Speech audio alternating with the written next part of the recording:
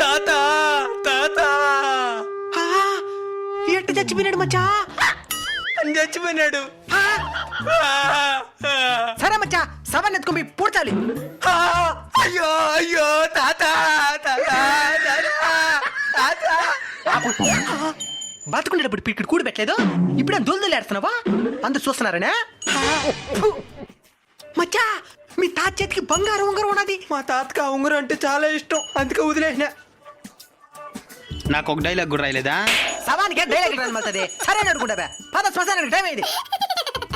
మచ్చా మచ్చా, ఏమైంది మావా? గుంట్లో ఉండాల్సిన మీ తాత గుంట బయట ఉన్నాడు. సన్లైట్ చూద్దామని వచ్చినాడా? మూసుకో. ఎవరో బంగారం కోసం బయటికి లాగే ఉంగరం తీసుకుని వదిలేస్తున్నారు. మీరు కూడా బంగారాన్ని వదిలేయద్దండి. మీరు ప్రేమతో వదిలేసిన దాని మీద చాలా మంది ఎదవులు కన్నేస్తుంటారు, ఎంతటికైనా తెగిస్తారు. దాని బదులు బంగారాన్ని మీ 10 మందికి అన్నం పెడితే వాళ్ళ ఆత్మ కూడా శాంతిస్తుంది.